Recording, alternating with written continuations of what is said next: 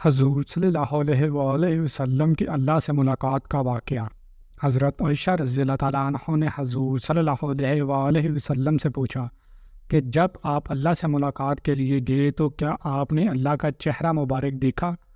آپ صلی اللہ علیہ وآلہ وسلم نے فرمایا کہ ہاں، جب میں نے اللہ کو دیکھا تو میرا سانس بند ہو گیا اور مجھے دوبارہ زندہ۔ بسم اللہ الرحمن الرحیم۔ رسول اللہ صلی اللہ علیہ وآلہ وسلم کو طوائف کے دعوتی سفر سے واپسی پر جسم اور روح کے ساتھ بیداری کی حالت میں مسجد حرام سے مسجد اقصیٰ اور پھر وہاں سے ساتوں آسمان، سدرۃ المنتہا، جنت و جہنم اور جہاں تک اللہ نے چاہا ان مقامات کی سیر کرائی گئی۔ اس سفر کو سراج معراج کہتے ہیں۔ معراج کی تاریخ میں علماء کا اختلاف ہے اور کئی اقوال کتب میں مذکور ہے۔ معراج کے واقعہ کا اجمالی خلاصہ یہ ہے کہ نبی کریم صلی اللہ علیہ وآلہ وسلم حضرت ام ہانی رضی اللہ تعالیٰ عنہ کے مکان میں استراحت فرما رہے تھے کہ یکا یک چھت پھٹی اور جبرائیل امین اترے۔ ان کے ہمراہ دیگر فرشتے بھی تھے۔ نبی کریم کو جگا کر مسجد حرام لے جایا گیا۔ وہاں آپ کے سینہ مبارک کو چاک کر کے قلب اطہر کو آب زمزم سے دھویا گیا۔ بعد ازاں آپ کی سواری کے لیے ایک بہشتی جانور لایا گیا اور مسجد اقصیٰ کی جانب روانہ ہوئے۔ اس راستے میں آپ کو عجائبات دکھلائے گئے۔ مختلف اقوال اور مختلف لوگ اپنے گناہوں کی وجہ سے مختلف سزاؤں میں مبتلا تھے۔ مسجد اقصیٰ پہنچ کر رسول اللہ صلی اللہ علیہ وآلہ وسلم نے انبیاء کی امامت فرمائی۔ اس کے بعد ملائکہ کی معیت میں آسمانوں کی جانب روانہ ہوئے اور آسمانوں میں آپ نے مختلف انبیاء کرام، حضرت آدم، حضرت یحییٰ، حضرت عیسیٰ، حضرت یوسف، حضرت ادریس، حضرت ہارون، حضرت موسیٰ، حضرت ابراہیم علیہ السلام سے ملاقات فرمائی۔ بعد از آپ صلی اللہ علیہ وآلہ وسلم کو سدرۃ المنتہا کی طرف بلند کیا گیا۔ اس مقام پر آپ صلی اللہ علیہ وآلہ وسلم نے جبرائیل امین کو اصلی صورت میں دیکھا، نیز اللہ جل شانہ کی تجلیات و انوارات کا مشاہدہ کیا۔ یہاں سے مقام شریف الاقلام اور پھر مقام شریف الاقلام سے بارگاہ قدس میں پہنچے۔ وہاں بارگاہ الہی میں سجدہ بجا لائے اور بلا واسطہ کلام خداوندی سے سرفراز ہوئے۔ اسی موقع پر نماز فرض کی گئی۔ یہاں سے واپسی پر آپ دوبارہ بیت المقدس میں اترے۔ وہاں سے براق پر سوار ہو کر صبح سے قبل مکہ مکرمہ پہنچے۔ یہ سفر معراج کا اجمالی خاکہ تھا۔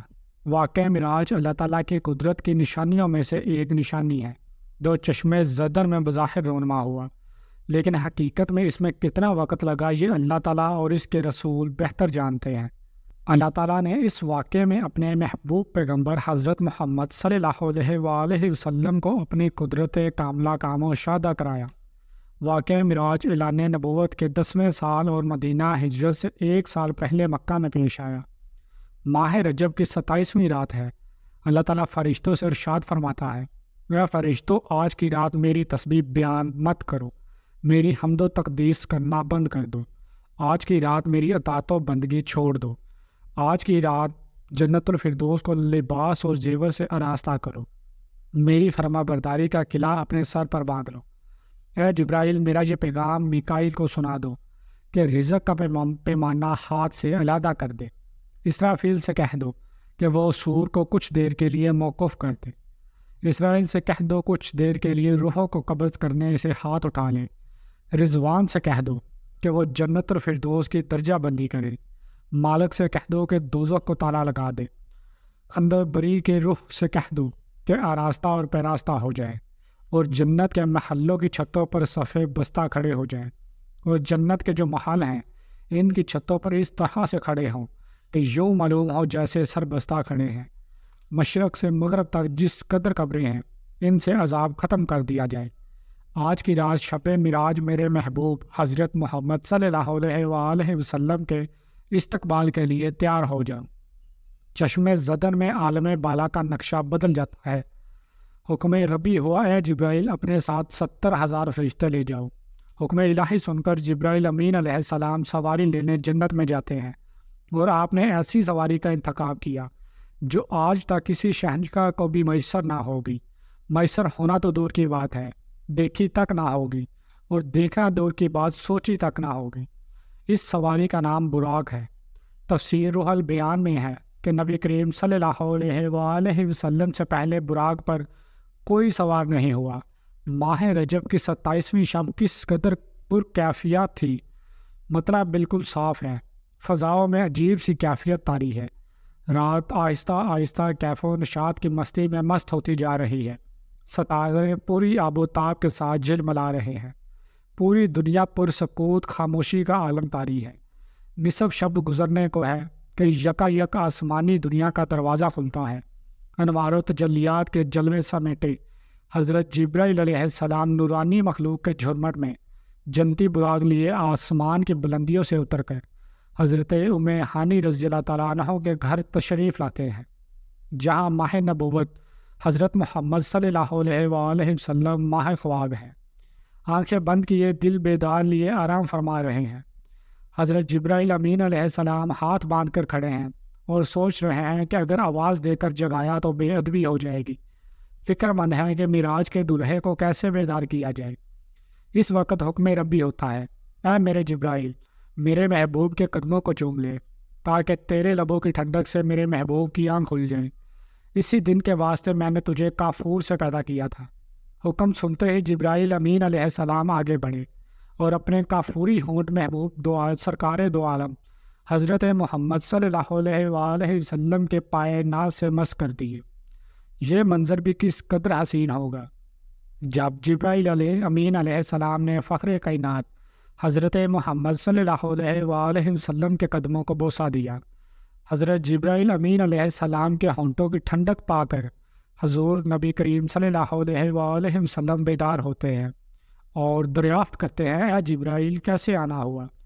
عرض کرتے ہیں، یا رسول اللہ صلی اللہ علیہ وآلہ وسلم، خدائے بزرگ و برتر کی طرف سے بلاوے کا پروانہ لے کر حاضر ہوا ہوں۔ رسول اللہ صلی اللہ علیہ وآلہ وسلم، اللہ تعالیٰ آپ کی ملاقات کا مشتاق ہے۔ حضور نبی کریم صلی اللہ علیہ وآلہ وسلم تشریف لے چلیے، زمین سے لے کر آسمانوں تک ساری گزرگاہوں پر مشتاق دید کا ہجوم ہاتھ باندھے کھڑا ہے۔ معراج نبوت میں یہ بات درج ہے، چنانچہ آپ نے سفر کی تیاری شروع کی۔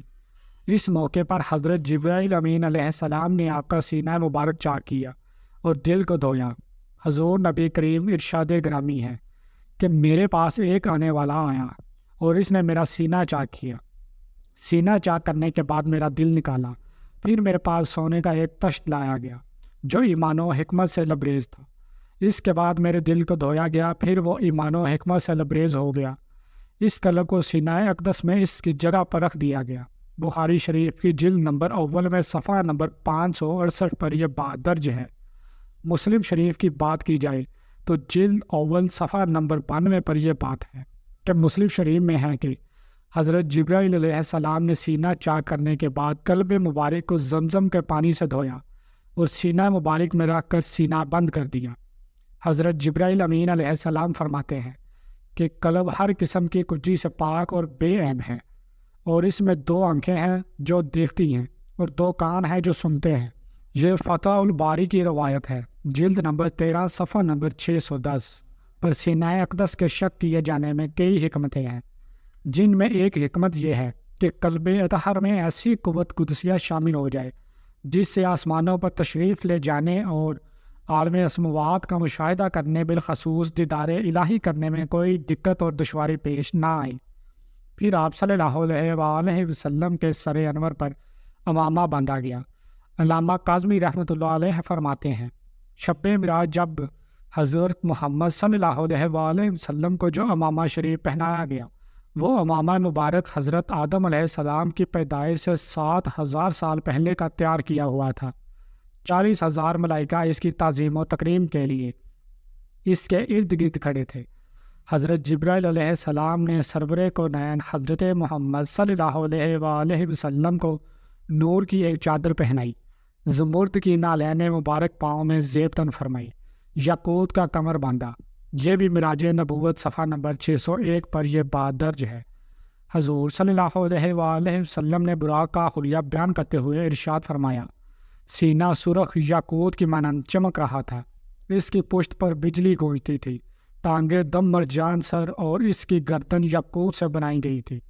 بیشت زین اس پر کسی ہوئی تھی، جس کے ساتھ سرخ یاقوت کے 2 رکاب آویزاں تھے۔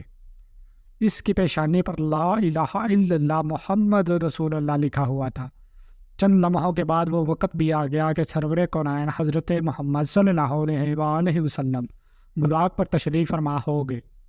حضرت جبرائیل نے رکاب تھام لی، حضرت میکائیل نے لگام پکڑ لی، حضرت اسرافیل نے زین کو سنبھالا۔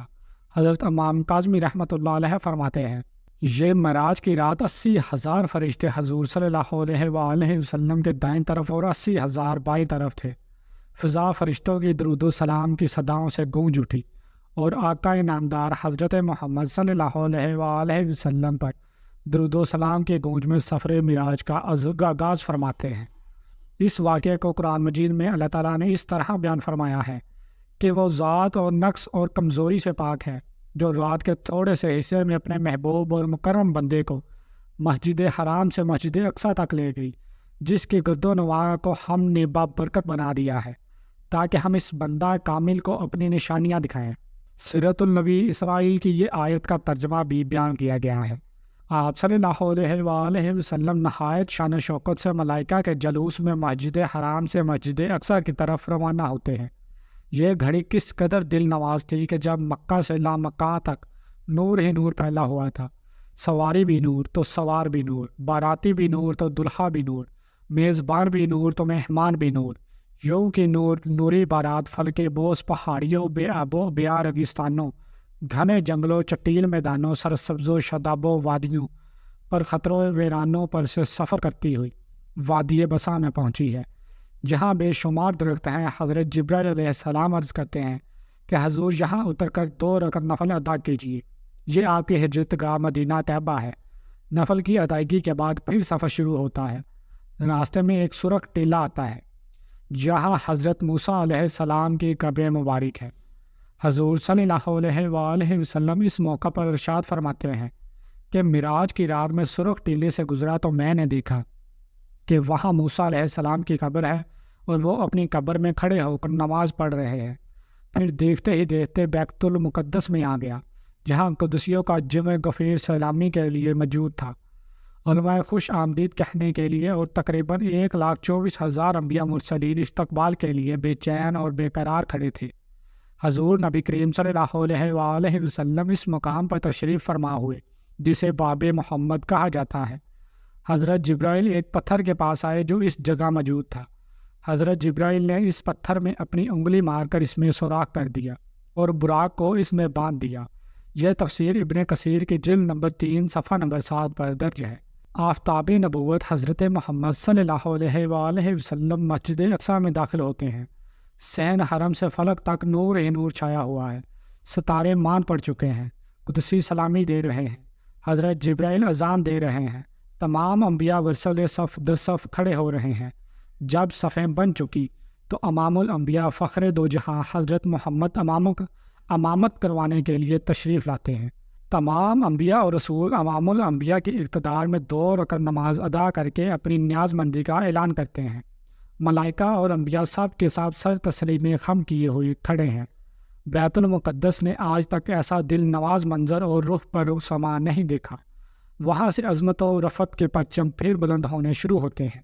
درود و سلام سے فضا ایک مرتبہ پھر گونج اٹھتی ہے۔ سرور کونین حضرت محمد صلی اللہ علیہ وآلہ وسلم نوری مخلوق کے جھرمٹ میں آسمان کی طرف روانہ ہوتے ہیں، اور یہاں سے پھر وہ واقعہ معراج شروع ہوتا ہے۔ یہاں سے پھر معاملہ شروع ہوتا ہے۔ حضور نبی کریم فرماتے ہیں، پھر مجھے اوپر لے جایا گیا۔ براق کی رفتار کا یہ عالم تھا کہ جہاں نگاہ کی انتہا ہوتی وہاں براق کا پہلا قدم ہوتا۔ فوراً ہی پہلا آسمان آ گیا۔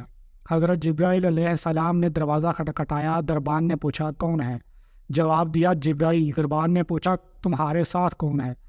حضرت جبرائیل علیہ السلام نے کہا حضرت محمد صلی اللہ علیہ وآلہ وسلم۔ دربان نے کہا مرحبا، دروازے انہیں کے لیے کھولے جائیں گے۔ چنانچہ دروازہ کھولا گیا۔ رحمت عالم صلی اللہ علیہ وآلہ وسلم کی ملاقات حضرت آدم علیہ السلام سے ہوئی۔ انہیں بتایا گیا کہ یہ آپ کے جلیل قدر فرزند ہیں، ختم المرسلین ہیں۔ یہی حضرت محمد صلی اللہ علیہ وآلہ وسلم ہیں۔ آقا دو جہاں صلی اللہ علیہ وآلہ وسلم نے دادا جان کہہ کر آدم علیہ السلام کی بارگاہ میں سلام ارشاد فرمایا۔ حضرت آدم علیہ السلام نے سلام کا جواب بھی عرض کیا اور اپنے عظیم فرزند کو دعاؤں سے بھی نوازا۔ اس کے بعد مہمان عرش حضور پر نور صلی اللہ علیہ وآلہ وسلم کو دوسرے آسمان کی طرف اٹھایا گیا۔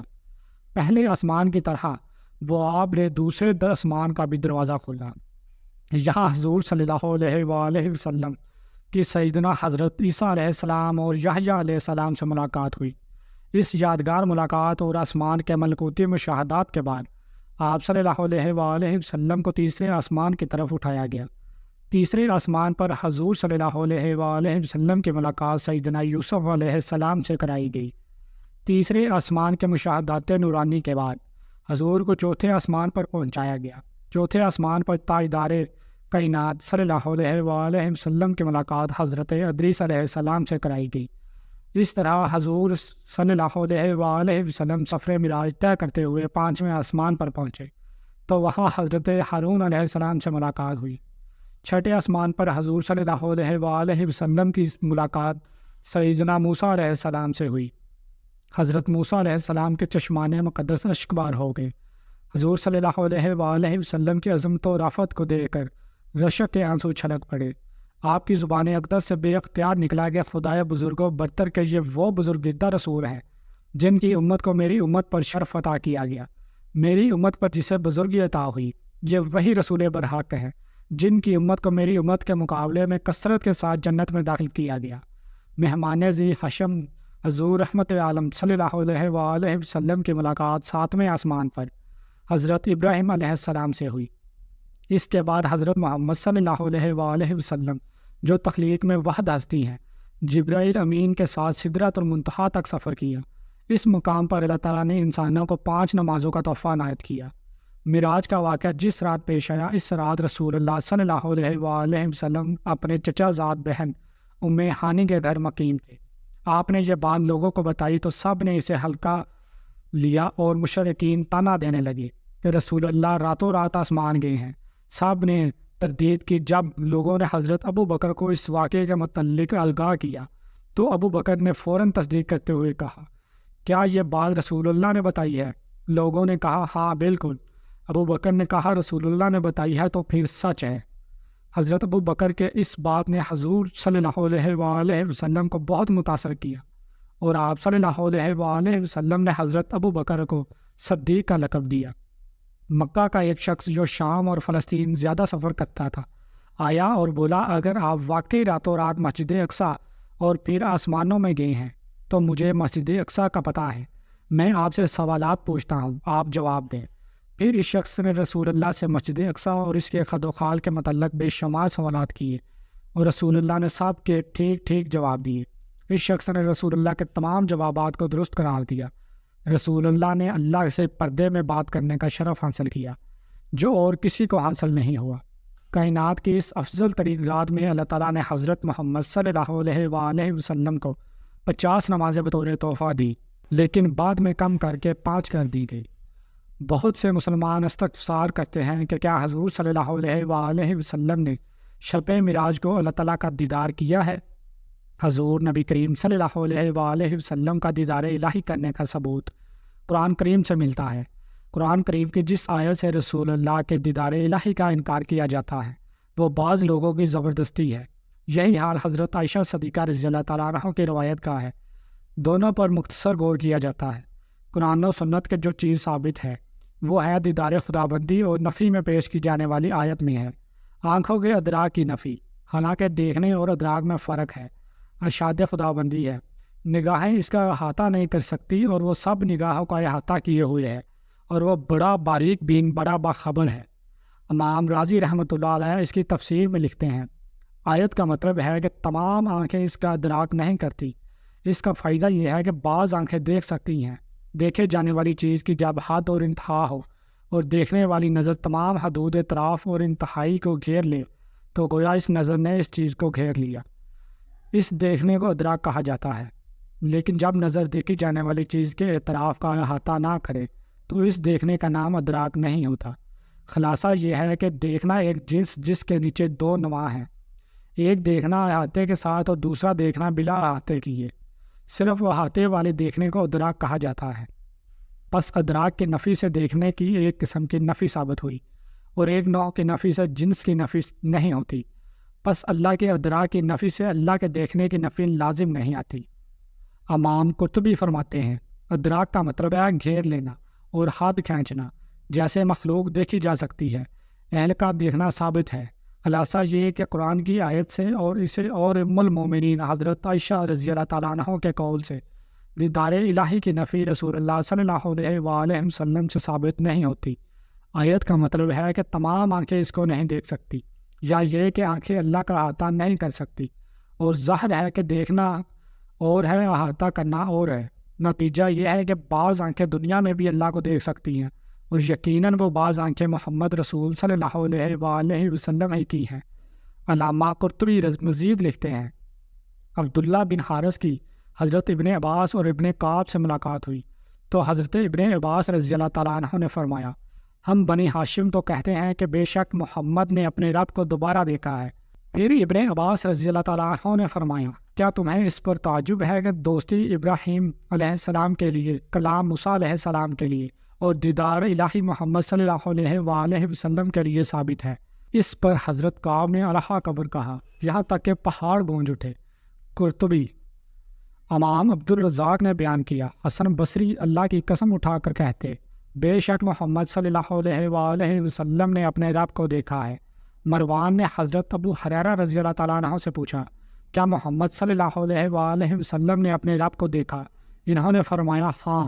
حضرت امام احمد بن حنبل رضی اللہ تعالیٰ عنہ نے فرمایا حضور نبی اکرم صلی اللہ علیہ وآلہ وسلم نے آنکھوں سے اللہ کو دیکھا یہاں تک کہ ان کا سانس بند ہو گیا۔ اللہ پاک ہمیں دین کا پیروکار بنائے اور ہمیں حضور نبی اکرم صلی اللہ علیہ وآلہ وسلم کے نقش و قدم پر چلنے کی توفیق عطا فرمائے اور ہمارا خاتمہ ایمان پر فرمائے، آمین۔ ناظرین کمنٹ باکس میں اللہ تعالیٰ کے 99 ناموں میں سے ایک نام ضرور ٹائپ کریں، اور مزید ایسی اسلامک ویڈیوز کو دیکھنے کے لیے اپنے اس چینل کو بھی ضرور سبسکرائب کر لیجئے گا۔ جزاک اللہ۔